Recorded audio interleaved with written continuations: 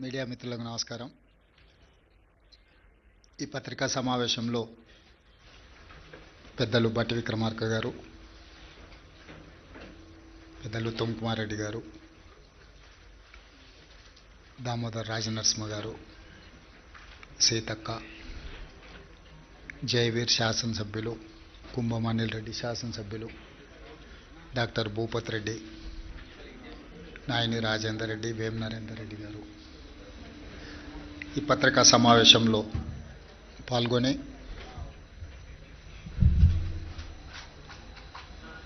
తెలంగాణ రాష్ట్రంలో స్థానిక సంస్థల ఎన్నికలు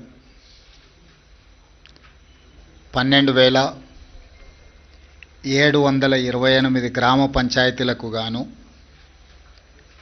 12,702 గ్రామ పంచాయతీ ఎన్నికలు పూర్తి చేసుకొని వాటి ఫలితాలను రాష్ట్ర ఎన్నికల అధికారులు ప్రకటించడం జరిగింది. ఈ పంచాయతీరాజ్ ఎన్నికలను ప్రశాంతంగా, ప్రజాస్వామ్యబద్ధంగా, ఎక్కడ అధికారిక లోటుపాట్లు లేకుండా నిర్వహించినందుకు ప్రభుత్వ సిబ్బందిని రాష్ట్ర ప్రభుత్వం తరఫున మనస్ఫూర్తిగా నేను అభినందిస్తున్నా. అదేవిధంగా కాంగ్రెస్ పార్టీ కార్యకర్తల్ని, తెలంగాణ ప్రజలను కష్టపడ్డందుకు కార్యకర్తల్ని, కాంగ్రెస్ పార్టీని ఆశీర్వదించినందుకు తెలంగాణ ప్రజలకు కాంగ్రెస్ పార్టీ పక్షాన వారికి కృతజ్ఞతలు తెలియజేస్తున్నాను. డిసెంబర్ 7, 2023 నాడు ప్రజాపాలన బాధ్యత చేపట్టి డిసెంబర్ 7, 2025 నాటికి 2 సంవత్సరాలు పూర్తి చేసుకున్న సంబరాలు జరుపుకోవడమే కాకుండా 2 సంవత్సరాలు పూర్తయిన సందర్భంలో స్థానిక సంస్థల ఎన్నికలు తెలంగాణ రాష్ట్రంలో నిర్వహించడం జరిగింది. డిసెంబర్ 11, డిసెంబర్ 14, డిసెంబర్ 17 3 విడతలుగా స్థానిక సంస్థలకు జరిగిన ఎన్నికలలో అద్భుతమైన ఫలితాలను కాంగ్రెస్ పార్టీ సాధించింది. ఇందుకు కష్టపడ్డ కార్యకర్తల్ని 2 సంవత్సరాల తర్వాత తిరిగి స్థానిక సంస్థల ఎన్నికల రూపంలో ప్రజల దగ్గరికి వెళ్తే ప్రజలు సంపూర్ణమైన విశ్వాసం మా ప్రభుత్వం మీద ప్రకటించి మమ్మల్ని ఆశీర్వదించినందుకు కాంగ్రెస్ పార్టీ శాసనసభ పక్షాన ప్రజలకు ఎల్లవేళలా అందుబాటులో ఉండి విశ్వసనీయ పాత్రులుగా ప్రజా సమస్యల్ని పరిష్కరిస్తామని చెప్పి ఈ సందర్భంగా తెలియజేస్తున్నాను. మీకు అందరికీ తెలుసు, వివిధ రకాల విశ్లేషణలు, వివిధ రకాల పత్రికలలో ప్రకటనలు, రాజకీయ నాయకులు వాళ్ళ పార్టీలకు సంబంధించిన వివరాలను చాలా సందర్భాలలో అన్వయించడం, విశ్లేషించడం, వివరించడం జరిగింది. ఈరోజు మా పక్షాన ఫలితాలను, మాకు అందిన సమాచారము మీ ద్వారా తెలంగాణ ప్రజలకు, మీడియా మిత్రులకు వివరించాలని మంత్రివర్గం అందరం కలిసి తీసుకున్న నిర్ణయం ప్రకారము 12,702 గ్రామ పంచాయతీల ఫలితాలలో 7,527 గ్రామ పంచాయతీలు కాంగ్రెస్ పార్టీ, 808 కాంగ్రెస్ పార్టీకి సంబంధించిన రెబెల్స్ ఈ ఎన్నికలలో నెగ్గడం జరిగింది. మొత్తానికి 8,335 గ్రామ పంచాయతీలు 66% ఫలితాలను కాంగ్రెస్ రెబెల్స్ ఈ ఎన్నికలలో మేము సాధించడం జరిగింది. అదేవిధంగా బీఆర్ఎస్, బీజేపీ ఒక కూటమిగా ఈ ఎన్నికల్లో పోటీ చేసి 3,511 బీఆర్ఎస్, 710 గ్రామ పంచాయతీలు బీజేపీ, టోటల్గా 4,221 బీఆర్ఎస్ బీజేపీ కూటమి గెలుచుకోవడం జరిగింది. ఇది 33%. దాదాపుగా 146 గ్రామ పంచాయతీలు సిపిఐ సిపిఎం ఇతరులు 1%, ఇతర రాజకీయ పార్టీలు కూడా నెగ్గడం జరిగింది. తద్వారా కాంగ్రెస్ రెబల్స్ 66% గెలిస్తే బీజేపీ బీఆర్ఎస్ 33%, కమ్యూనిస్టులు 1% ఈరోజు ఈ ఎన్నికల్లో ఫలితాలను సాధించిండ్రు. ఈ ఫలితాలు మా 2 సంవత్సరాల పరిపాలనకు ప్రజలిచ్చిన తీర్పు. 2023 డిసెంబర్ 7 నాడు మేము అధికారం చేపట్టిన తర్వాత కంటోన్మెంట్ శాసనసభ ఉప ఎన్నికలు జరిగినాయి. పోయిన నెల జూబ్లీ హిల్స్ శాసనసభ ఉప ఎన్నికలు జరిగినాయి. ఈ 2 ఉప ఎన్నికలలో కూడా కాంగ్రెస్ పార్టీని ప్రజలు ఆశీర్వాదించడం జరిగింది. ఈనాడు గ్రామీణ ప్రాంతాలలో జరిగిన గ్రామ పంచాయతీ ఎన్నికలు 94 శాసనసభ నియోజకవర్గాల పరిధిలో ఈ ఎన్నికలు జరిగినాయి. ఈ 94 శాసనసభ నియోజకవర్గాల పరిధిలో జరిగిన ఎన్నికల్లో కాంగ్రెస్ పార్టీ 87 శాసనసభ నియోజకవర్గాలలో మెజారిటీ సాధిస్తే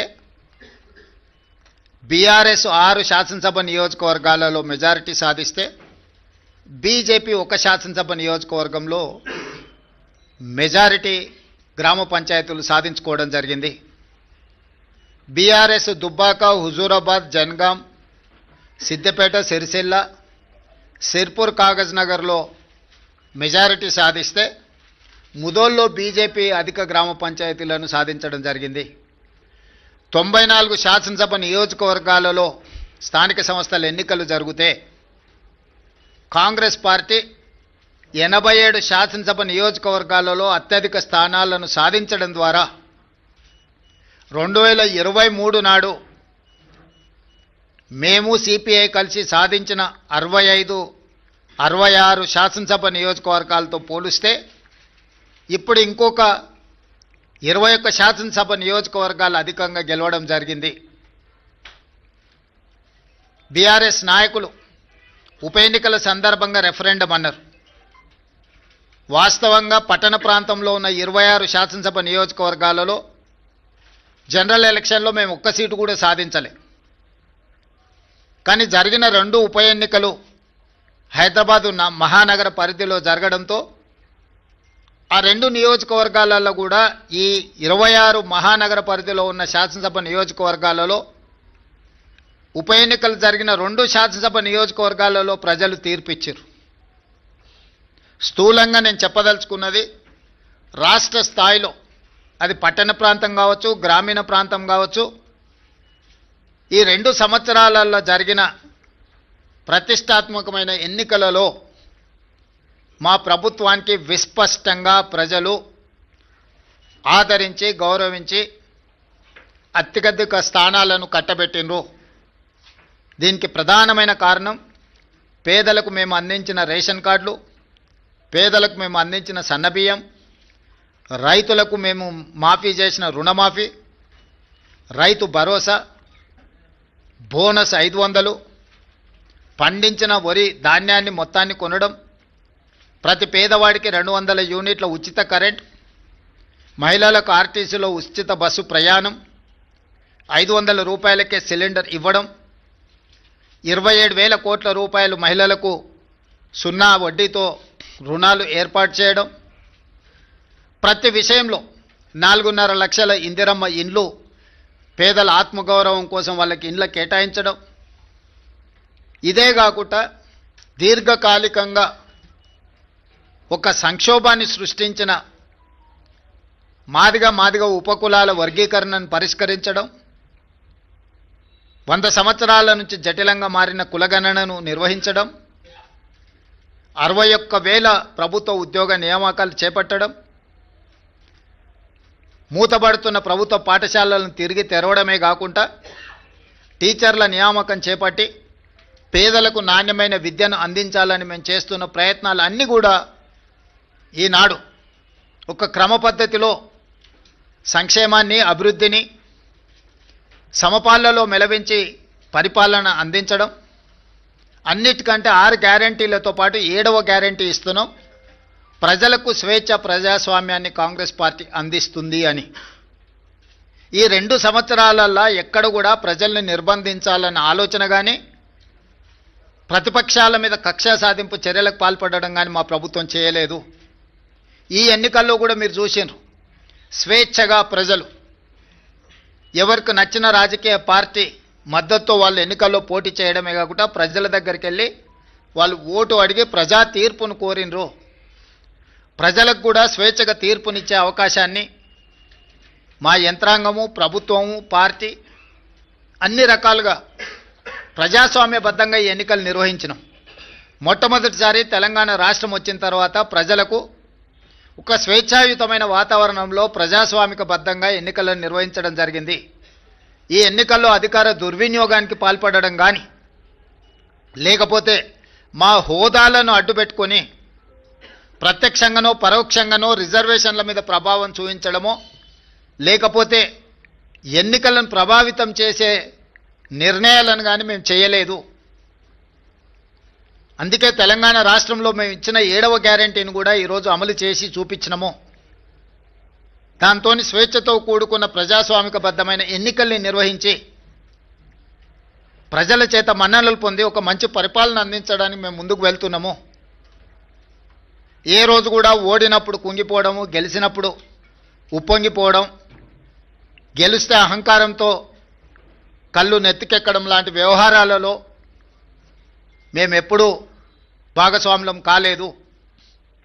వీటన్నిటికీ దూరంగా ఉండి ప్రజలకు దగ్గరగా, చెరువగా ఉండి సంక్షేమాన్ని, అభివృద్ధిని ముందుకు తీసుకువెళ్లాలనే ప్రయత్నం చేస్తూనే ఉన్నాం. ఈనాటి ఫలితాలు మా బాధ్యతను మరింతగా పెంచినాయి. ఈనాడు కేంద్ర ప్రభుత్వం ఆనాడు శ్రీమతి సోనియా గాంధీ, మన్మోహన్ సింగ్ గారు అందించిన మహాత్మా గాంధీ ఉపాధి హామీ పథకాన్ని నిర్వీర్యం చేసి, నీరుగార్చి, పేరు మార్చడమే కాకుండా విధానాలను మార్చడం ద్వారా పేదలకి పథకాన్ని అందకుండా చెయ్యాలన్న కక్ష, కుట్ర స్పష్టంగా కనిపిస్తుంది. కేంద్రంలో సోనియా గాంధీ గారి మీద, రాహుల్ గాంధీ గారి మీద కక్షతో కూడిన అక్రమ కేసులు పెట్టడం, కోర్టులు చీవాట్లు పెట్టినా కూడా మారకపోవడాన్ని మనం కళ్ళతో చూస్తున్నాం. వీటన్నిటిని దృష్టిలో పెట్టుకొని ప్రజలు ప్రజాస్వామికబద్ధమైన కాంగ్రెస్ పార్టీ ప్రజలకు రక్షణ. అందుకే ఈరోజు తెలంగాణ ప్రజలు కాంగ్రెస్ పక్షాన బలంగా నిలబడ్డారు. ఈ స్ఫూర్తి కొనసాగుతుంది. భవిష్యత్తులో ఇంకా బలంగా పనిచేస్తాము, బాధ్యతతో పనిచేస్తాము. ఎదిగినా కొద్దిగా ఒదగాలి అని పెద్దలు ఏదైతే సూచన చేసిండ్రో వాటిని దృష్టిలో పెట్టుకొని ఆ విధంగానే ముందుకు వెళ్తాము. ప్రతిపక్షంలో ఉన్న వాళ్లకు అధికారం కోల్పోయినా అహంకారం దగ్గలేదు. ఇంకొక ఆయన కడుపు నిండా విషం పెట్టుకొని, మూసీలో కాలుష్యం కంటే ఆయన కడుపులో విషం ఎక్కువగా కనిపిస్తుంది, ఆయన మాటల్లో, ఆయన చేతల్లో, ఆయన వ్యవహార శైలిలో. ఇప్పటికైనా ప్రజా తీర్పును గౌరవించి ప్రభుత్వం తీసుకుంటున్న నిర్ణయాలకు సహకరించి ముందుకు రావాలి. ఏదైనా మాట్లాడతాం, ఎట్లయినా మాట్లాడతాం. బరితెగించిన విధానాలతోని ప్రజల్ని ఇబ్బంది పెడతాము అనంటే ప్రజలు ఇచ్చే తీర్పు ఈరోజు వాళ్లకు కనువిప్పు కలగాలి అని నేను అనుకుంటున్నా. ఈ ఫలితాలను చూసే అద్భుతం అనుకుంటారు. సంతోషం. ఈ అద్భుతం 2029లో కూడా జరుగుతుంది మీరు కోరుకున్నట్టే. 2/3 మెజారిటీతోని 2029లో కాంగ్రెస్ తిరిగి అధికారంలోకి వస్తుంది. 1/3 మీరుంటారు, 2/3 మేముంటాము. ఈ తీర్పు 2029లో కూడా పునరావృతం కాబోతుంది. ఇప్పటికైనా అహంకారం తగ్గించుకోండి, అసూయను తగ్గించుకోండి. తెలంగాణలో అమలు జరుగుతున్న సంక్షేమ అభివృద్ధి కార్యక్రమాలకు సహకరించండి. బాధ్యతాయుతమైన ప్రతిపక్షంగా వ్యవహరించండి. అంతే తప్ప మీ అసూయలతో, మీ ద్వేషంతో తెలంగాణ రాష్ట్రానికి నష్టం జరిగే విధంగా మీరు మాట్లాడకండి. అంతర్జాతీయ విపణిలో తెలంగాణ రాష్ట్రానికి ఒక గొప్ప గుర్తింపు, పర్ క్యాపిటా దేశంలోనే నెంబర్ 1 3,87,000 రూపాయలతో పర్ క్యాపిటా ఇన్కంలో కానీ జిఎస్డిపిలో కానీ అన్ని రంగాలలో తెలంగాణ దేశంలోనే నెంబర్ 1 రాష్ట్రంగా ఈరోజు అభివృద్ధి పదం వైపు నడుస్తున్నది. ఇంకా అభివృద్ధి జరగాల్సిన అవసరం ఉన్నది. సంపద పెంచాలి, పేదలకు పంచాలి అనే మా విధానాన్ని కొనసాగిస్తాము. ఇప్పుడు ఏ విధంగా అయితే మీడియా సహకారం ఉందో భవిష్యత్తులో కూడా మీ సహకారం ఈ విధంగా ఉండాలి అని మా ప్రభుత్వం భావిస్తుంది. మీడియా మిత్రులకు కూడా మీ సహకారం అందించినందుకు మనస్ఫూర్తిగా ధన్యవాదాలు తెలియజేస్తున్నాను.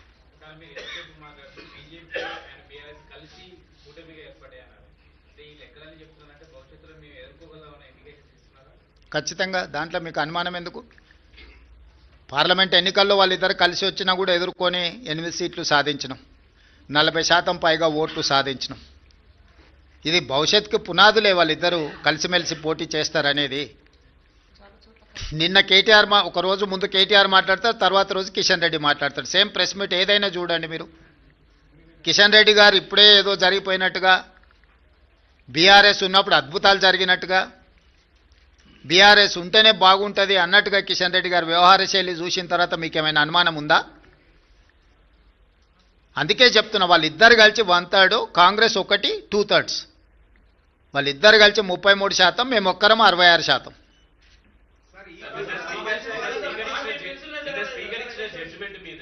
రాహుల్ గాంధీ రాజ్యాంగాన్ని పట్టుకొని దేశవ్యాప్తంగా సేవ్ డెమోక్రసీ అంటున్నారు. వాళ్ళు అధికారంలో ఉన్న రాష్ట్రంలో మాత్రం డెమోక్రసీని కూల్ చేశారు. రాహుల్ గాంధీ సమాధానం చెప్పాలంటున్నారు. ఎవరు? టీఆర్ఎస్ అడగండి, వెళ్ళి రాహుల్ గాంధీ గారు రాగానే ఢిల్లీకి వెళ్ళి అడగమని చెప్పండి. స్పీకర్ గారి నిర్ణయం మీద రాజకీయ పార్టీగా మేము స్పందించడానికి ఏమీ లేదు. స్పీకర్ గారి నిర్ణయాన్ని వాళ్ళకు నచ్చకపోతే న్యాయస్థానాలు ఉన్నాయి. మీరు రాసిచ్చిన స్క్రిప్టునే స్పీకర్ అనౌన్స్ చేశారు, మీరు సభలో కూడా ప్రస్తావించారు అసలు అని. ఇప్పుడు నేను వాళ్ళ అవగాహన రాహిత్యానికి జాలి పడుతున్నా. పదే పదే హరీష్ రావు గారు శాసనసభలోనే మేము 37 మంది శాసనసభ్యులు ఉన్నాం, మాకింత సమయం ఇవ్వాలని మాట్లాడింది మీరు కళ్ళతో చూసిరు, మీరు చెవులతో విన్నారు, అవునా? ప్రతిసారి శాసనసభ ముగింపు సమావేశాలలో స్పీకర్ గారు ఒక బులెటిన్ ఇష్యూ చేస్తారు. ఏ పార్టీకి ఎంతమంది శాసనసభ్యులు ఉన్నారు, వారు ఎంతెంత సమయం మాట్లాడినరని ప్రతిసారి బులెటిన్ ఇష్యూ చేస్తారు స్పీకర్ గారు. ఇప్పటివరకు జరిగిన అన్ని శాసనసభ సమావేశాల ముగింపులో స్పీకర్ గారు స్పష్టంగా ప్రకటించారు. ఏ ఒక్క రోజు కూడా స్పీకర్ గారి నిర్ణయాన్ని వాళ్ళు ప్రశ్నించలేదు. రెండవది, మొన్న జరిగిన శాసనసభ సమావేశాల్లో హరీష్ గారు స్పష్టంగా చెప్పారు, మా నెంబర్ 36, 37 ఉంది, మా సమయం ఇంత రావాల్సిందే, మాకంత సమయం ఇవ్వమని అడిగినారు. టీవీలో పేపర్లో మేము చూసిన ప్రతి నెల 5,000 రూపాయలు ఎమ్మెల్యేల నుంచి వాళ్ళ టీఆర్ఎస్ ఎల్పీ నిర్వహణ కోసము డబ్బులు కూడా తీసుకున్నారని. లావాదేవీలు బాగానే ఉన్నాయి, వ్యవహారం బాగానే ఉంది, వాళ్ళ పేరు మీద మైకు కావాలి, వాళ్ళ పేరు మీద మాటలు కావాలి, వాళ్ళ జీతాలలో వాటాలు కావాలి. మీ వాళ్ళనే మీ వాళ్ళు కాదు అని అనుకునే పరిస్థితి ఎందుకు దాపురించింది? ఇంత రాజకీయంగా ఇంత దుర్భరమైన, ఇంత నికృష్టమైన పరిస్థితి ఎవరికైనా వస్తుందా? సొంత పార్టీ ఎమ్మెల్యేలనే మా వాళ్ళు కాదు అని. మనం గతంలో చూసినాం పిల్లల్ని నమ్ముకునేటోళ్ళను, సంతలాల్లో వచ్చి పిల్లల్ని నమ్ముకున్నారని. కనీసం వాళ్ళు పేదరికం ఉండని నమ్ముకున్నారు అనుకున్నాం. మరి ఇప్పుడు వీళ్ళ విచిత్రం ఏందో, మేము మీ పిల్లలమే, మేము మీ వాళ్ళమే అని వీళ్ళు అంటారు, మీరు మా వాళ్ళు కాదని వాళ్ళు అంటారు. వాళ్ళు అదే చెప్తున్నారు కదా. ఇప్పుడు దాంట్లో ఎవరు మైనర్స్ లేరు, అందరు మేజర్లే కదా, విజ్డమ్ ఉన్నోళ్ళే కదా. ఆ మేజర్స్ విజ్డమ్ ఉన్నోళ్ళే వాళ్ళు ఎవరో చెప్తున్నప్పుడు నీ అభిప్రాయంతో నా అభిప్రాయంతో ఏం పని ఉంది?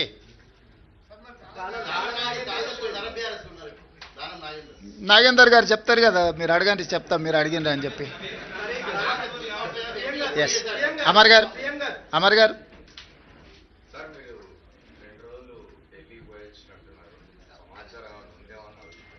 దేని గురించి? సంజయ్ రౌత్ ఒక స్పెసిఫిక్ స్టేట్మెంట్ చేసినాడు. డిసెంబర్ 19 నాడు ప్రైమ్ మినిస్టర్ మారబోతున్నాడు, బిగ్ మీకు సమాచారం లేదు. ప్రైమ్ మినిస్టరే దేశంలో లేడు, ఆయనే విదేశాలలో ఉన్నాడు. అసలు 19 లోపల వస్తాడో రాడో కూడా నాకు సమాచారం లేదు. కాబట్టి మార్పు గురించి ఐ డోంట్ నో. అంటే ఆయన స్టేట్మెంటు నా దృష్టిలో లేదు, మార్పు విషయం అసలే లేదు. ఎందుకంటే అది ఎల్పీ తీసుకోవాల్సిన, లెజిస్లేచర్ పార్టీ తీసుకోవాల్సిన నిర్ణయం నా దృష్టిలో లేదు. రెండేళ్ల పాటు ఫామ్ హౌస్ కి పరిమితమయ్యాడు. ఇప్పుడు బయటకు వచ్చేటువంటి సమయం వచ్చింది. ఈ 2-3 రోజుల్లో బయటకు వచ్చి గ్రామ పంచాయతీ ఎన్నికలు వచ్చిన రిజల్ట్ బేస్ చేసుకుని జనాల్లోకి వెళ్ళాలనేటువంటి నిర్ణయానికి వచ్చినట్టు తెలుస్తోంది. దాని ఎట్లా మీరు ఎట్లేముంది, 2023 కంటే ముందు కేసీఆర్ బయటనే ఉన్నారు కదా. వాళ్ళు క్షేత్రస్థాయిలో పర్యటిస్తున్నప్పుడే కదా వారు ఓడించింది. వారు క్రియాశీలక రాజకీయాలలో ఉన్నప్పుడే కేసీఆర్ గారిని ఓడించి కాంగ్రెస్ పార్టీ అధికారంలోకి వచ్చింది. ఇప్పుడు వారు క్రియాశీలక రాజకీయాలలోనే లేరు. గజ్వేల్ అసెంబ్లీలోనే కాంగ్రెస్ పార్టీ మెజారిటీ గ్రామ పంచాయతీలు గెలుచుకున్నది. అంటే గజ్వేల్ నియోజకవర్గ ప్రజలు కూడా కేసీఆర్ గారు క్రియాశీలక రాజకీయాలలో లేరు, రాజకీయాలతో వారికి సంబంధం లేదు. ఒకవేళ ఉన్న గజ్వేల్ శాసనసభ సభ్యుడిగానే వారి వల్ల ప్రయోజనం లేదని ప్రజలు ఈరోజు తీర్పిచ్చిండ్రు. గజ్వేల్ నియోజకవర్గ ప్రజలే కేసీఆర్ నాయకత్వాన్ని తిరస్కరించి అక్కడ కాంగ్రెస్కు మెజారిటీ గ్రామ పంచాయతీలు ఇచ్చిన తర్వాత ఇంకా ఏదో అద్భుతం జరుగుద్ది అని, అల్లావుద్దీన్ అద్భుత దీపం వస్తుంది అని ఆశిస్తే అది ఆశావాహుల యొక్క అభిప్రాయం. నేను కొత్తగా చెప్పడానికి ఏం లేదు. ఏం ప్రభాకర్?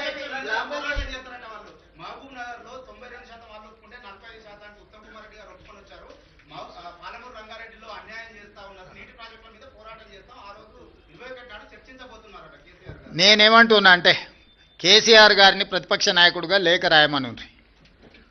3 రోజులు కానీ 4 రోజులు కానీ కృష్ణానది జలాలు, గోదావరి జలాలకు సంబంధించి ఎవరు ఏం చేసిండ్రో చర్చ చేద్దాం కూలంకషంగా. పూర్తి వివరాలతో వచ్చి కూర్చుందాం. ఏ విషయమైనా వారు లేవనెత్తని 10 సంవత్సరాలలో వారు చేసిన అన్యాయాన్ని, వారు సంతకాలు పెట్టి 299 టీఎంసీ మాకు చాలు, 512 టీఎంసీ ఆంధ్రప్రదేశ్ను తీసుకోమని కృష్ణానది జలాలలో ఏ విధమైన ఒప్పందాలు చేసిండో, ఒప్పందాలతో పాటు 10 సంవత్సరాలైన పాలమూరు రంగారెడ్డి ఎత్తిపోతలకు కానీ, కల్వకుర్తి ఎత్తిపోతలకు కానీ, సీతారామ సాగర్ కానీ దేనికి నికర జలాలు కానీ వరద జలాలు కానీ సాధించలేదు. సమ్మక్క సారలమ్మ కూడా వారు సాధించకపోతే ఉత్తమ్ కుమార్ రెడ్డి గారు మంత్రిగా సాధించిండ్రు. ఈరోజు ఏదైనా పక్క రాష్ట్రం నుంచి మన హక్కులను సాధించడం మేము అధికారంలోకి వచ్చిన తర్వాతనే. వీటన్నిటి మీద వారు లేనప్పుడు పత్రికా సమావేశాలలో మాట్లాడడం నాకు ఇష్టం లేదు. నేను సూటిగా వారితోని చర్చను ఆహ్వానిస్తున్నా. చంద్రశేఖరరావు గారు బీఆర్ఎస్ ఆఫీస్ కార్యాలయంలో చర్చించడం కాదు, వారు అడిగితే ఎప్పుడంటే అప్పుడు ప్రత్యేక సమావేశాలు ఏర్పాటు చేస్తా. కృష్ణా గోదావరి జలాల మీద చర్చ చేద్దాం. పూర్తి వివరాలను, వాస్తవాలను ప్రజలకు వివరిద్దాం.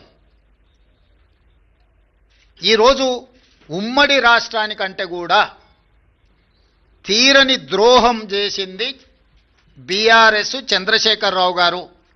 ఆధారాలతో సహా మొత్తం సభలో చర్చకు మేము పెట్టడానికి సిద్ధంగా ఉన్నాము. వారి సభకు వచ్చి చర్చించి నిజంగానే మా వైపు నుంచి ఏమైనా లోపం ఉంటే వారిని ప్రశ్నించమని నేను సవాల్ విసురుతున్నా. బురద జల్లుతాం, పారిపోతామంటే ప్రజలు అన్ని గమనిస్తున్నారు. ప్రజలు ఎవరు అమాయకులు లేరు.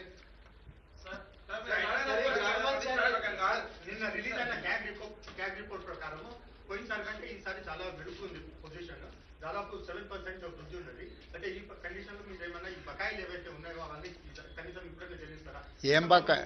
నీకేం బకాయి ఉంది రాహుల్? ఎవరికి? డిస్కమ్లక చేద్దాం.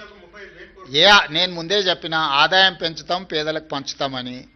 వారు చెయ్యండి, మేం చేసింది సన్నబియ్యం 200 యూనిట్లు ఉచితం, 21,000 కోట్ల రూపాయల రైతు రుణమాఫీ, 9,000 కోట్ల రూపాయలు 9 రోజుల్లో రైతు భరోసా, 22,500 కోట్ల రూపాయలు 4,50,000 ఇందిరమ్మ ఇండ్లు.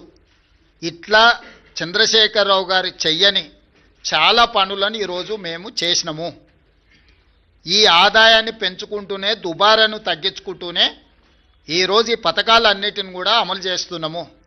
ఎంత ఆదాయాన్ని పెంచితే అంత పేదలకు ప్రయోజనం చేకూర్చే విధంగా ఖచ్చితంగా మేము వాటిని వినియోగం చేస్తాం. ఒక్క రూపాయి కూడా దుర్వినియోగం జరగకుండా ప్రజలకు ఏ రకంగా మేలు చేయాలనేదే మా నిత్యం తాపత్రయము. ఖచ్చితంగా వాటిని అమలు చేస్తాం. ఇప్పుడు ఎన్నికలకు సంబంధించి మాట్లాడుకుందాం. గ్రామ పంచాయతీ ఎన్నికలు వాటి ఫలితాల మీద మాట్లాడుకుందాం.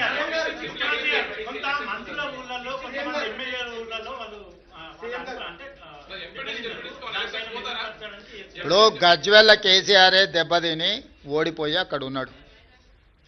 ప్రధాన ప్రతిపక్ష నాయకుడే ఓటమి చెందిండు. మెజారిటీ సీట్లు కాంగ్రెస్కి వచ్చినాయి. గ్రామాల ఎన్నికలు గ్రామ పరిస్థితులను బట్టి జరుగుతాయి. శాసనసభ్యుడినో మంత్రినో ముఖ్యమంత్రినో పట్టి జరగవు. ఓవరాల్గా ఫీల్ గుడ్ ఫ్యాక్టర్ ఉంటుంది. గ్రామంలో ఉండే నేపథ్యాన్ని సామాజిక వర్గాల సమతుల్యతను దృష్టిలో పెట్టుకొని ఎన్నికలు జరుగుతాయి. ఎట్లా జరిగినా ఫలితాలు అనేది ఇక్కడ కళ్ళకు కట్టినట్టుగా కనిపిస్తున్నాయి. 94 నియోజకవర్గాలలో 87 శాసనసభ నియోజకవర్గాలలో కాంగ్రెస్ పార్టీకి మెజారిటీ వచ్చింది. ఈ లిస్ట్ అంతా మీకు ఇస్తాము. ఏ నియోజకవర్గంలో ఎన్ని గెలిచిండ్రో స్పష్టంగా మీకు లిస్ట్ ఇస్తాము. మీరు కావాలంటే నిజ నిర్ధారణ కమిటీ వేసుకొని ఆయా నియోజకవర్గాలలో మీరు పర్యటించండి. ఇన్ని 12,702 గ్రామ పంచాయతీల ఎన్నికలు జరిగినప్పుడు 1, 2, 3 అటో ఇటో ఫలితాలు వస్తాయి. ఆ ఫలితాలు అనేది భవిష్యత్తులో మన కార్యాచరణను సవరించుకోవడానికి ఉపయోగించుకుంటాం తప్ప దానికి మించి వేరే రకంగా దీని మీద చర్చించుకోవాల్సిన అవసరం లేదు.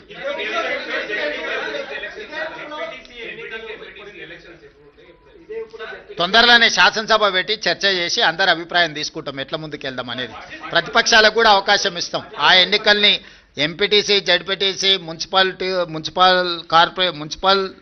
ఎన్నికలు, మున్సిపల్ కార్పొరేషన్ ఎన్నికలు వీటన్నిటికీ సంబంధించి కూడా తొందరలోనే శాసనసభ సమావేశాలు ఏర్పాటు చేసి ప్రతిపక్షాలను కూడా అడుగుతాం ఏ విధంగా ముందుకు వెళ్దాము, 42% బీసీ రిజర్వేషన్లు ఏ విధంగా సాధించుకుందాము, భవిష్యత్ కార్యాచరణ ఎట్లుంటే బాగుంటుందో ప్రజాస్వామికబద్ధంగా చర్చ చేసి అసెంబ్లీలో ఆ తర్వాత ఎన్నికలపై ఒక నిర్ణయానికి వస్తాం.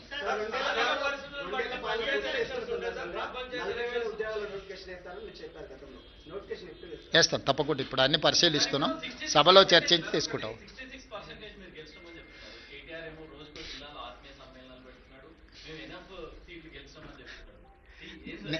అందుకే ప్రభాకర్ క్లియర్గా నేను పర్సంటేజ్తో సహా గ్రామ పంచాయతీలతో సహా ఈరోజు 94 శాసనసభ నియోజకవర్గాలలో ప్రతి నియోజకవర్గంలో ఏ పార్టీ ఎన్ని గెలిచిందో నేను అధికారికంగా ఒక నోటు విడుదల చేస్తున్నా. మీరు నోటు తీసుకొని ఆ నియోజకవర్గంలో వెళ్ళి నిజ నిర్ధారణ కార్యక్రమాలు పెట్టుకొని మీరు పరిశీలించండి. కేటీఆర్ అనేవాడు కాంగ్రెస్ గురించి ఆలోచన చేస్తలేడు. హరీష్ అనేవాడు వెనకాల తవ్వుతున్నాడు.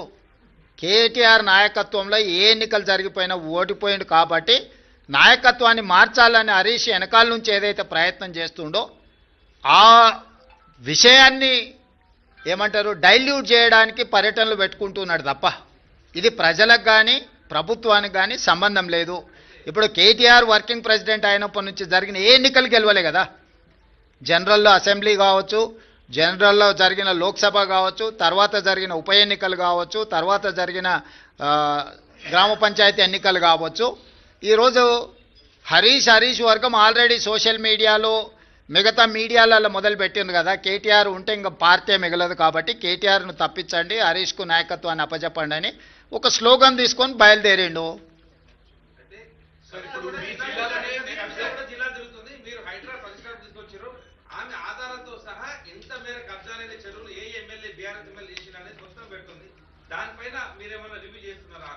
అన్నిటి మీద చేస్తాం. ఇప్పుడు నువ్వు చెప్పింది రివ్యూ చేస్తాం, వాళ్ళు చెప్పింది రివ్యూ చేస్తాం. రీసెంట్గా కేఏ పాల్ గారు కూడా కొన్ని అంశాలు లేవనెత్తిండు, వాటిని కూడా రివ్యూ చేస్తున్నాం. నీ అమాయకత్వం అది.